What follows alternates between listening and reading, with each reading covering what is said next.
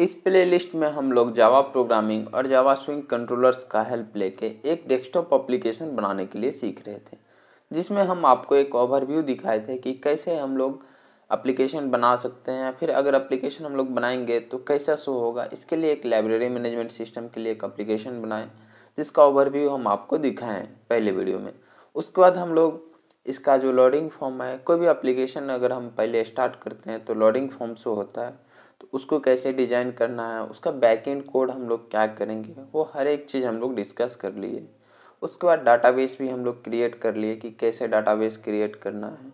Database create करने के बाद हम लोग इन फॉर्म कैसे डिजाइन करेंगे, उसका बैकएंड कोड भी कर लिए। उसके बाद हम लोग होम पेज भी देख लिए कि कैसे उसका डिजाइनिंग होगा। तो होम पेज में हम लोग देख लिए थे कि कैसे कैसे इसका डिजाइनिंग होगा और इसमें कौन कौन से बटन हम लोग लेंगे। तो अब हम लोग क्या करेंगे, इस होम पेज के बटन पे एक एक करके फिर से जेफ्रेम ऐड करेंगे और उस पर फ्रंट एंड डिजाइनिंग के साथ साथ बैक एंड कोड भी हम लोग देखेंगे। तो चलिए इस वीडियो को शुरू करते हैं हम लोग। और सबसे पहले मेरा स्टूडेंट रजिस्ट्रेशन के लिए बटन लिए हुए हैं, तो इसके लिए हम लोग एक जेफ्रेम ले लेते हैं। उसमें एक जेफ्रेम डिजाइन करेंगे स्टूडेंट रजिस्ट्रेशन के लिए, और उसमें कुछ स्टूडेंट का डिटेल लेंगे और उसको अपने डाटाबेस में इंसर्ट कर लेंगे। ठीक है, तो चलिए इस वीडियो को शुरू करते हैं। तो आ जाएंगे अपने नेटबीन्स आईडी में, और यहाँ पे जो मेरा लाइब्रेरी मैनेजमेंट सिस्टम के नाम से एक प्रोजेक्ट क्रिएट किए हुए थे, तो उसमें आ जाएंगे। एक्सपेंड करके हम लोग लाइब्रेरी मैनेजमेंट सिस्टम में आ जाएंगे। ये सब चीज़ तो हम लोग डिस्कस कर लिए थे। और इसको सेलेक्ट करके राइट क्लिक करेंगे और न्यू पे आके हम लोग एक जे फ्रेम ऐड कर लेंगे। और इस जे फ्रेम का नाम हम लोग रख देते हैं स्टूडेंट रजिस्ट्रेशन। ठीक है,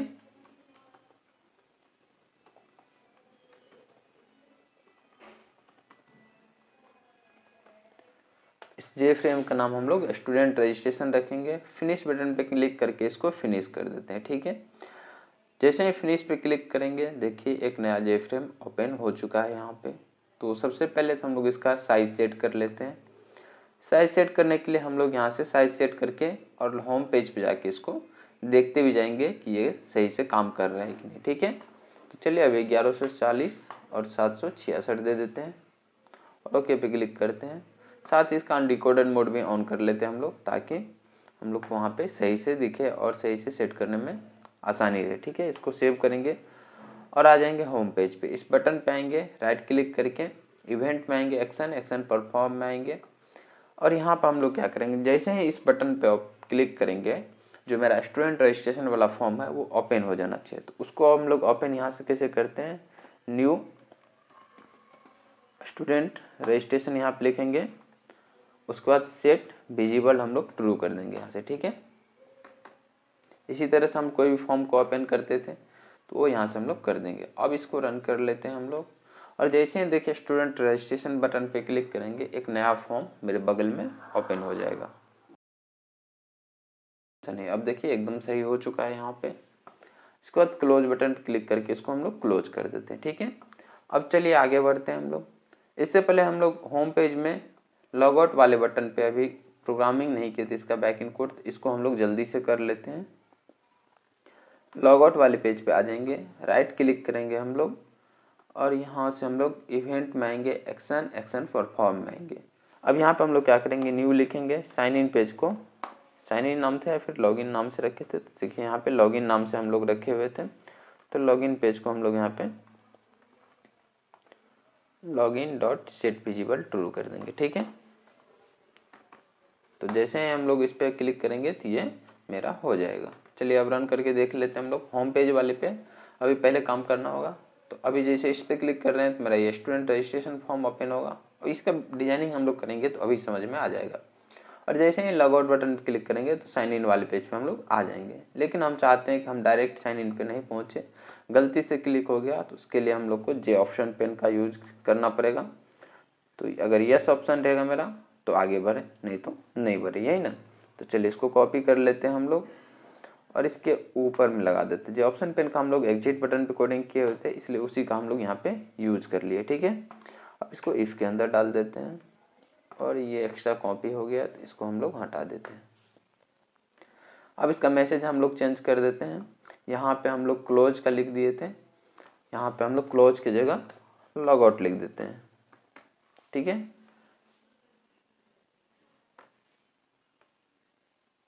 और यहाँ एग्जिट टाइटल जो था इसको हम लोग लॉग आउट लिख देते हैं। अब इसको रन करके हम लोग देख लेते हैं। अब जैसे ही हम लोग लॉग आउट बटन पे क्लिक करेंगे तो देखिए सबसे पहले तो एक पॉपअप मैसेज आएगा कि सही में हम लोग लॉग आउट करना चाहते हैं कि नहीं चाहते हैं। अगर नहीं चाहते तो नो पे क्लिक कर देंगे, ठीक है, जैसा कि हम लोग क्लोज वाले बटन पे किए हुए थे। तो होम पेज पे अब हम लोग सब चीज़ कर लिए थे, इसको हम लोग अब क्लोज करते हैं, चलते हैं रजिस्ट्रेशन फॉर्म पे।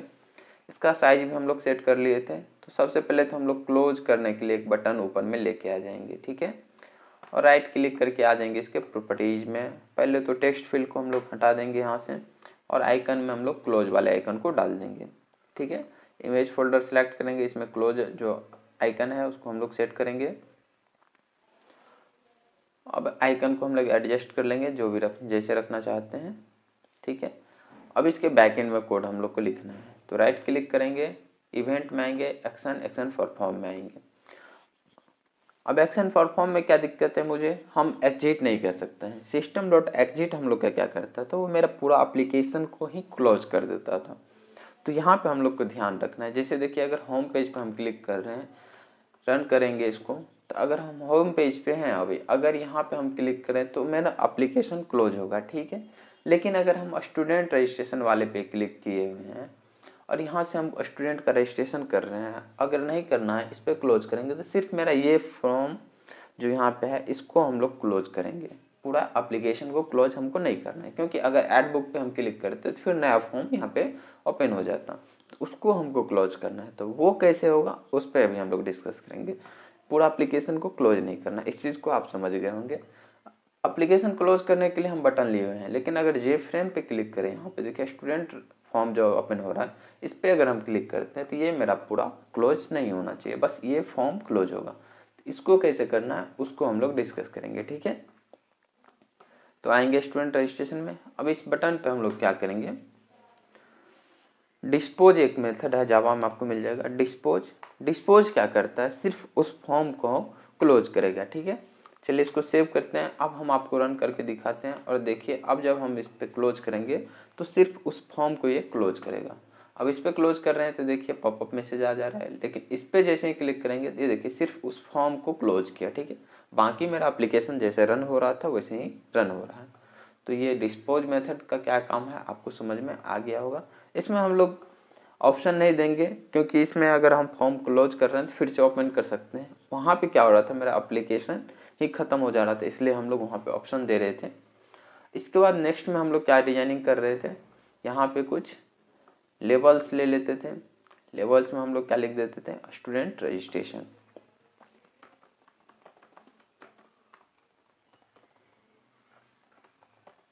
स्टूडेंट रजिस्ट्रेशन लिखेंगे, साथ ही इसमें एक इमेज भी हम लोग ऐड करते थे। तो आ जाएंगे इमेज ऐड करने के लिए फिर से आइकन में, आइकन के थ्रू ही हम लोग इमेज ऐड करते थे। तो इमेज हम लोग कहाँ से करते थे, इमेज वाले फोल्डर में आइकन, हाँ यही था, उसमें आपको मिल जाएगा। इसी को सिलेक्ट कर लेंगे। इसको देखिए यहाँ पे इसको अगर हम थोड़ी सी बोल्ड कर दें और इसका साइज थोड़ा इंक्रीज कर दे तो शायद अच्छा लगेगा, ठीक है। बोल्ड करेंगे और इसका साइज भी हम लोग इंक्रीज कर देंगे। तो अब देखिए थोड़ा अच्छा दिखने लगा। इसके बाद हम लोग क्या करते हैं, एक एक करके ले लेते हैं यहाँ पे कि क्या क्या लेंगे। तो सबसे पहले तो स्टूडेंट का आईडी होना चाहिए, तो हम लोग यहाँ पे स्टूडेंट आईडी ले लेंगे, ठीक है। तो क्या क्या हम लोग कॉलम लिए हुए थे अपने डाटाबेस में उसके अनुसार से यहाँ पे हम लोग ले लेंगे। तो माइस्क्वेल वर्कबेंच को ओपन कर लेंगे हम लोग, या नहीं तो माइस्क्वेल कमांड लाइन को, और यहाँ पे आईडी पासवर्ड डाल के हम लोग लॉगिन करेंगे। यूज करेंगे लाइब्रेरी को, लाइब्रेरी नाम से हम लोग डाटाबेस बनाए हुए थे, इसलिए लाइब्रेरी को हम लोग यहाँ पे यूज कर ले रहे हैं, ठीक है। उसके बाद DESC कमांड के थ्रू हम लोग क्या कर रहे थे, डिस्क्राइब कर रहे थे। तो स्टूडेंट वाले फॉर्म को हम लोग डिस्क्राइब करेंगे, तो स्टूडेंट टेबल हम लोग ओपन करेंगे। तो इसमें मेरा कौन कौन सी कॉलम था ये सब हम डिस्कस कर लिए थे डाटाबेस जब हम लोग क्रिएट कर लिए थे। तो अगर आप वो वीडियो देख लिए हैं तो आपको उसमें कोई भी दिक्कत नहीं होगी, ठीक है। उसके बाद आईडी पे नेम, कोर्स, उसके बाद ब्रांच और सेमेस्टर, ये फील्ड हम लोग लिए होते हैं। तो सेम फील्ड हम लोग क्या करेंगे यहाँ पे लेते जाएंगे। तो चलिए इसको थोड़ा सा छोटा कर देते हैं ताकि हम लोग को यहाँ पे यहाँ साइड में रख देते हैं, ठीक है।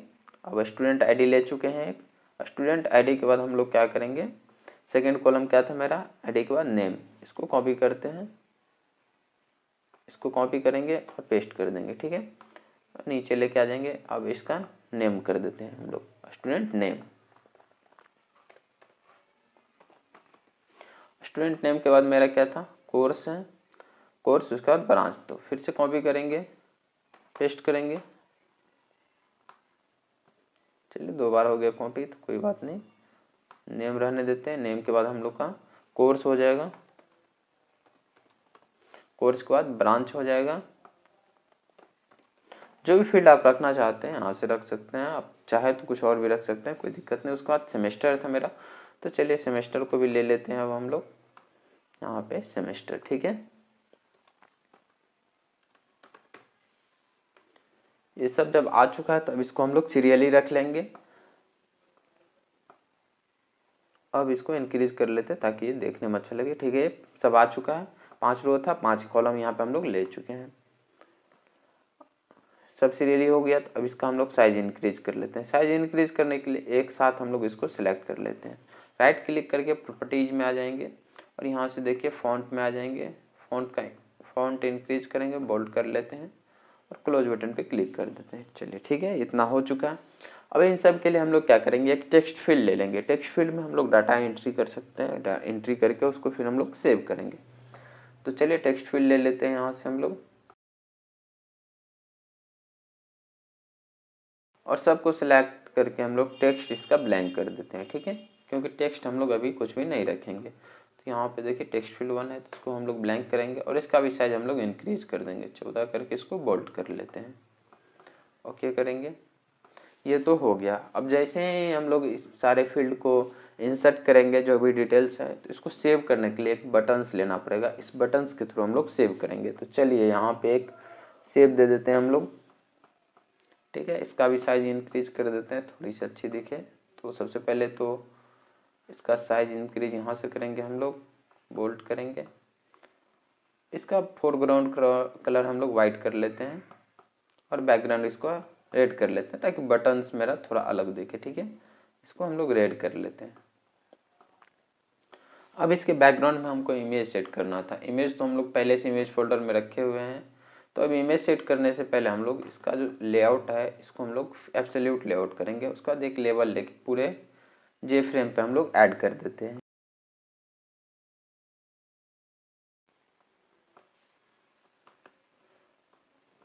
पूरा जे फ्रेम पे देने के बाद राइट क्लिक करेंगे, प्रॉपर्टीज में आ जाएंगे, टेक्स्ट फील्ड को हम लोग ब्लैंक करेंगे क्योंकि टेक्स्ट फील्ड हमको रखना नहीं है। उसके बाद आइकन यहाँ से हम लोग चेंज कर देते हैं, तो इमेज मेरे पूरे जे फ्रेम के बैकग्राउंड में आ जाएगा, ठीक है। चलिए अब यहाँ से अल्पेज बैकग्राउंड इमेज यही था क्या, हाँ यही था, ठीक है। क्लोज करेंगे, उसके बाद इसको सेव कर लेंगे। अब चलिए इसको रन करके देखते हैं अब कैसा दिख रहा है ये। तो देखिए ये कैसा दिख रहा है। चाहे तो इसका कलर वाइट कर सकते हैं, जो भी कलर आपको अच्छा लगे आप यहाँ से कर सकते हैं। अब चलिए इसको होम पेज पे हम लोग शो करते हैं, तो होम पेज पे ये कैसा लगे। होम पेज में आएंगे, राइट क्लिक करेंगे और रन बटन पे क्लिक करके इसको रन करेंगे। अब जैसे स्टूडेंट रजिस्ट्रेशन पे क्लिक कर रहे हैं तो देखिए मेरा स्टूडेंट रजिस्ट्रेशन फॉर्म ओपन हो चुका है। अब यहाँ से कुछ भी डिटेल्स हम लोग फिल करके और सेव बटन पे क्लिक करके इसको सेव कर सकते हैं। अभी ये काम नहीं करेगा क्योंकि इसका बैकएंड कोड हम लोग नहीं किए हैं, तो वो कैसे करना अभी हम लोग सीखेंगे, ठीक है। तो चलिए अब आगे बढ़ते हैं, हम लोग इसको क्लोज करते हैं और आते हैं फिर से अपना स्टूडेंट रजिस्ट्रेशन वाले में। हम लोग सेव बटन पे ही करेंगे, जैसे ही सेव पे क्लिक करेंगे तो मेरा जो डाटा है वो ऐड हो जाना चाहिए, ठीक है। तो राइट क्लिक करेंगे, इस पर आ जाएंगे इवेंट में, इवेंट एक्शन में, ठीक है। लेकिन उससे पहले हम लोग क्या करते हैं, टेक्स्ट फील्ड का नाम चेंज कर लेते हैं। राइट क्लिक करेंगे, चेंज वेरिएबल नेम में क्या करेंगे, txt नेम है तो txt नेम दे देंगे, txt id है तो txt id दे देंगे। टेक्स्ट फील्ड है तो इसलिए txt ले लेते हैं, बाकी जो ये फील्ड जिस चीज़ के लिए वो ले लेते हैं इस तरह से, ताकि हम कंफ्यूज नहीं हो कि ये टेक्स्ट फील्ड हम लोग का है या फिर क्या है, ठीक है। txt कोर्स, उसका txt ब्रांच, इस तरह से हम लोग नेमिंग कर लेते हैं ताकि हम लोग कंफ्यूज नहीं हो। नहीं तो अगर जे टेक्स्ट फील्ड रहेगा तो पता ही नहीं चलेगा कि कौन सा क्या है। उसके बाद सेमेस्टर, सेमेस्टर पे हम लोग फिर से चेंज कर लेते हैं txt सेम या फिर सेमेस्टर। वैसे तो हम लोग जे लेवल्स का भी नाम चेंज कर सकते हैं, लेकिन कुछ फ़ायदा है नहीं, जे लेवल्स पे हम लोग कुछ कोडिंग करेंगे नहीं, लेकिन बटन पे करेंगे। तो चलिए बटन्स का कर लेते हैं। बटन है तो BTN, सेव है तो सेव हम लोग लिख देते हैं, ठीक है। और चाहे तो इस बटन्स का भी नाम चेंज कर सकते हैं, इस बटन्स का भी नाम चलिए चेंज कर ही देते हैं, BTN क्लोज कर देते हैं इसका, ताकि कन्फ्यूजन नहीं रहे कौन सी बटन कौन सी है। चलिए अब सेव बटन को सिलेक्ट करेंगे, राइट क्लिक करके इवेंट में आ जाते हैं हम लोग, एक्शन परफॉर्म में। एक्शन परफॉर्म में आ जाएंगे, ये रहा मेरा इवेंट। तो अब यहाँ से देखिए बटन सेव है, इसके एक्शन में आ जाएंगे, जब इसमें हम लोग को एक्शन परफॉर्म करना होगा। अब बटन क्लोज है ये, तो देखिए बटन क्लोज वाले पे हम लोग डिस्पोज मेथड को कॉल किए हुए थे। अब इसमें हम लोग क्या करेंगे, तो सबसे पहले तो चेक करेंगे इसमें से कोई भी फील्ड ब्लैंक नहीं होना चाहिए। ब्लैंक नहीं होना चाहिए, इसको हम लोग चेक करेंगे इफ़ कंडीशन लगा के।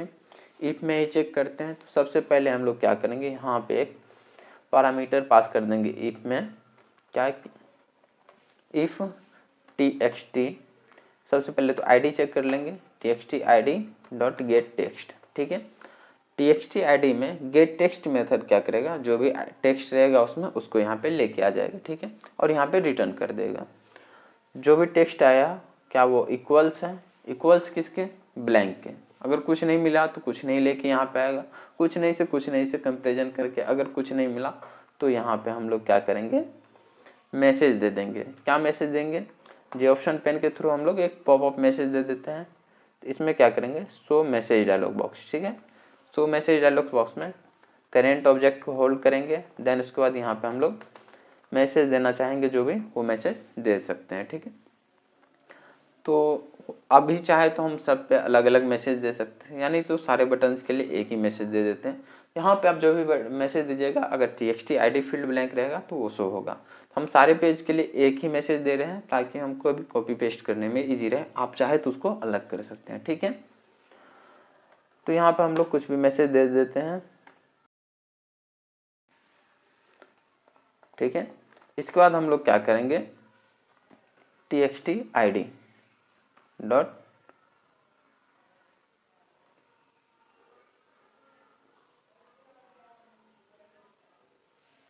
रिक्वेस्ट फोकस मेथड को कॉल कर लेंगे, ठीक है। अब इसको कॉल कर, चलिए रन करते हैं हम लोग और देखते हैं कि ये काम क्या करता है। अभी अगर हम लोग देखिए, अभी क्या हम लोग फोकस किए हुए हैं स्टूडेंट नेम में, लेकिन जैसे ही सेव पे क्लिक करेंगे देखिए एक पॉपअप मैसेज आ गया, जो भी पॉपअप मैसेज सेट किए थे।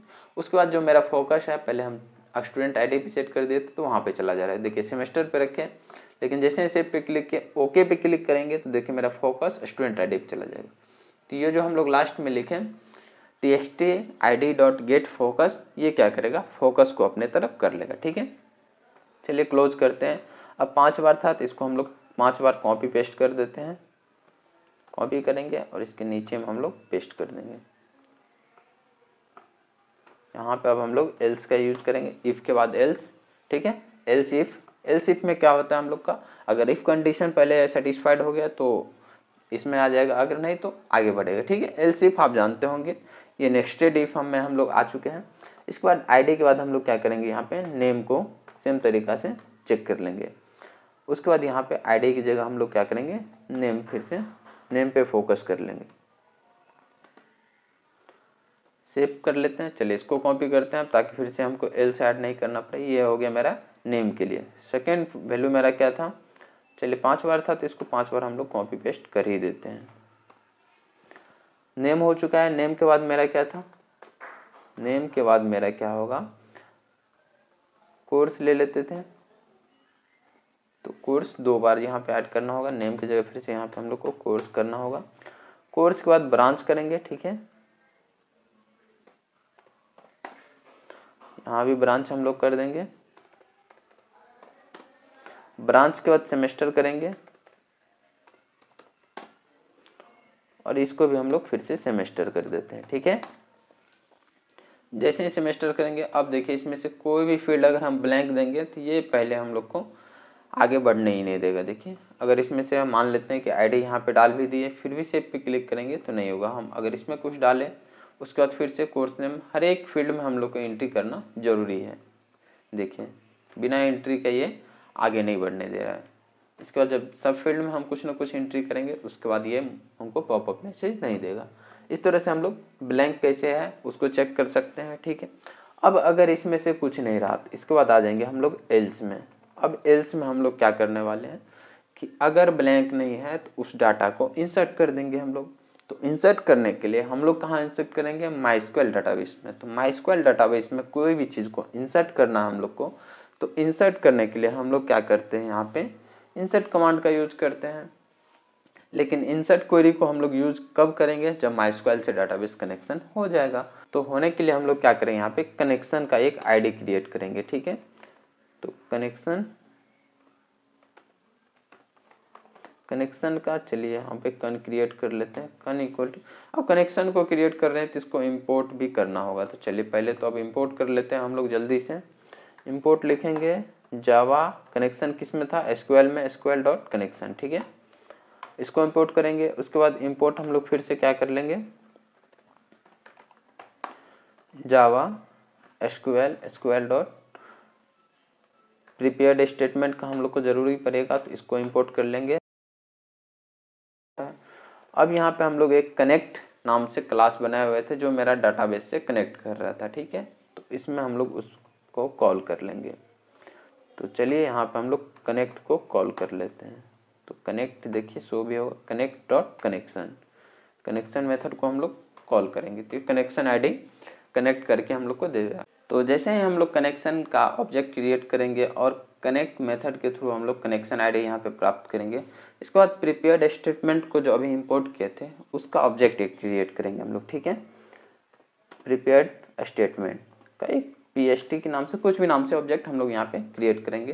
पीएसटी इक्वल टू क्या लिखेंगे, कौन डॉट प्रिपेयर्ड स्टेटमेंट। देखिए यहाँ पे प्रिपेयर्ड स्टेटमेंट ऑटोमेटिक्स हो गया। अब यहाँ पे हम लोग को पास करना है मेथड जिसके थ्रू, जो एसक्यूएल का क्वेरी है, क्वेरी के थ्रू जिसके थ्रू हम लोग इंसर्ट करने वाले हैं। तो इसको एज स्ट्रिंग पास करना होता है, तो यहाँ पे हम लोग पास करेंगे। इंसर्ट लिखेंगे यहाँ पे, इंसर्ट इनटू टेबल का नाम देते हैं। तो स्टूडेंट था मेरा टेबल का नाम, तो स्टूडेंट दिए।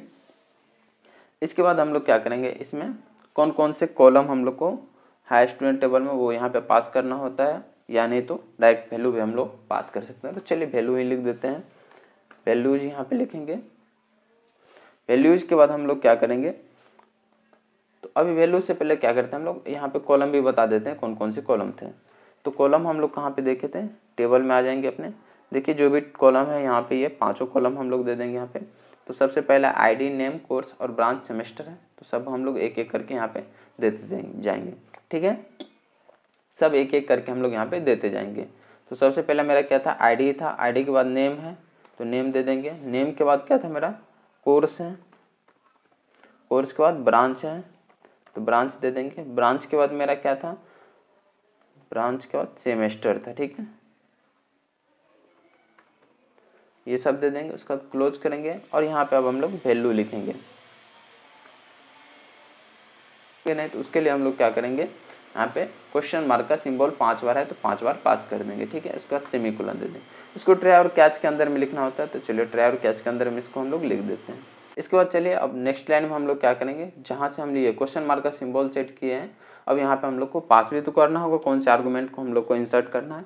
तो क्या करेंगे, PST डॉट सेट स्ट्रिंग यहाँ से हम लोग करेंगे, ठीक है। सेट स्ट्रिंग में क्या करेंगे, सबसे पहला कॉलम मेरा क्या है, आईडी है, तो आईडी हम लोग पास करेंगे। और स्ट्रिंग की जगह पर हम लोग TXT आईडी से हम लोग ले लेंगे स्ट्रिंग, ठीक है। गेट को कॉल करके हम लोग उसका टेक्स्ट ले लेंगे। चलिए इसको कॉपी करते हैं, इसको 5 बार पेस्ट कर देते हैं, क्योंकि 5 वैल्यू हम लोग यहाँ से पास कर रहे हैं, ठीक है। पहला हो गया, दूसरा, तीसरा, चौथा, पाँचवा, ठीक है। 5 हो गया। अब यहाँ से नंबरिंग को हम 1 से लेके 5 तक कर देते हैं,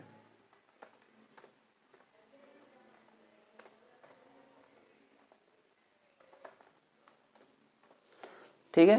पहला मेरा क्या था, आईडी था। आईडी के बाद मेरा क्या था, नेम था, तो नेम कर देंगे। दूसरा क्या था मेरा, कोर्स था, तो कोर्स कर देते हैं। कोर्स के बाद हम लोग क्या था दिए थे, कोर्स के बाद ब्रांच दिए हुए थे, ठीक है। ब्रांच कर दिए। उसके बाद सेमेस्टर था, तो सेम कर दिए, ठीक है। ये सब यहाँ से पास कर देंगे। उसके बाद एग्जीक्यूट क्वेरी कर देंगे हम लोग, PST dot execute. Execute query यहाँ पे आपको मिल जाएगा, ठीक है। चलिए यहाँ से मिल गया, इसको ले लेंगे हम यहाँ पे। एग्जीक्यूट क्वेरी जैसे ही करेंगे, अगर सक्सेसफुल रहा तो ये इंसर्ट मेरा करके दे देगा। तो इंसर्ट करेगा तो पता ही नहीं चलेगा कि मेरा इंसर्ट हुआ है कि नहीं हुआ है। तो उसके बाद हम लोग एक जे ऑप्शन पेन का यूज़ कर लेते हैं और इसमें हम लोग क्या करेंगे, show message dialog box message दे देते हैं कि सक्सेसफुली हो चुका है, रिकॉर्ड सेव।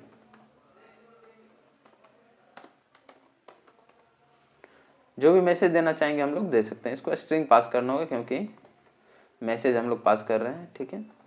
तो चलिए अब ये हमको एक पॉपअप मैसेज दे देगा। इसके बाद हम लोग क्या करेंगे, जैसे ही ये हो जाएगा तो ये ब्लैंक नहीं करेगा, ठीक है। ये सब फील्ड फिर से रह ही जाएगा। तो इसको हम लोग ब्लैंक करना चाहते हैं, तो इसके लिए हम लोग क्या करेंगे, जितने भी टेक्स्ट फील्ड है वो सबको हम लोग यहाँ से ब्लैंक कर देंगे। तो फिर से txt id dot set text method के थ्रू हम लोग क्या करते हैं, उसमें टेक्स्ट को भी यहाँ से फिल कर सकते हैं, तो ब्लैंक कर देंगे, ठीक है। चलिए इसको कॉपी करते हैं, इसको 5 बार करना होगा काहे कि सबको हमको यहाँ से ब्लैंक करना होगा। चलिए दूसरा, तीसरा, चौथा, 5वां, ठीक है। ये आईडी हो गया। अब इसके बाद नेम यहाँ से हम लोग कर लेंगे, नेम के बाद हम लोग कोर्स कर लेंगे, कोर्स के बाद यहाँ से हम लोग ब्रांच कर लेंगे, ब्रांच के बाद हम लोग सेमेस्टर कर लेते हैं, ठीक है। अब ये यहाँ से ख़त्म हो चुका है। चलिए अब रन करके हम लोग देख लेते हैं। आ जाएंगे होम पेज पे। पीछे का तो मेरा सब चीज़ रन हो रहा था, तो इसलिए हम लोग पीछे से रन नहीं कर रहे हैं, डायरेक्ट यहाँ बीच से ही रन कर ले होम पेज से। अब यहाँ पे हम लोग देखिए कोई भी आईडी डालते हैं। चलिए एक डाल देते हैं और स्टूडेंट नाम डाल देते हैं अपना, ठीक है। उसके बाद कोर्स नेम दे देते हैं हम लोग। उसके बाद हम लोग यहाँ पे कोर्स नेम दे दिए, उसके बाद ब्रांच दे देते हैं, ठीक है। ब्रांच के बाद सेमेस्टर दे देते हैं और सेव बटन पे क्लिक करते हैं। तो देखिए सेव पे क्लिक करेंगे तो पॉपअप मैसेज अगर आ जाता तो ये सेव हो गया, अगर नहीं आया तो इसका मतलब कुछ ना कुछ एरर है। तो चलिए देख लेते हैं क्या एरर। तो एरर यहाँ पे आ चुका है। तो देखिए यहाँ पे एरर क्या है, यहाँ पे हम लोग क्या किए थे, एग्जीक्यूट क्वेरी कर दिए थे। यहाँ पे हम लोग एग्जीक्यूट अपडेट करना होगा, क्योंकि इंसर्ट करने के लिए हम लोग अपडेट ऑपरेशन परफॉर्म कर रहे हैं, तो एग्जीक्यूट अपडेट करना होगा। अब चलिए रन करके देखते हैं ये काम कर रहा है कि नहीं। अभी भी कुछ एरर होगा तो हम लोग रिसॉल्व करेंगे। वहाँ पे हम लोग क्वेरी की जगह अपडेट करना था, क्योंकि अपडेट कर रहे हैं। अगर कोई भी रिकॉर्ड वहाँ से लेना होता है तो वहाँ पर हम लोग क्वेरी का यूज़ करते हैं, एग्जीक्यूट क्वेरी का, और देना होता है तो अपडेट का यूज़ करते हैं। चलिए फिर से इंसर्ट कर लेते हैं हम लोग सारे वैल्यू को।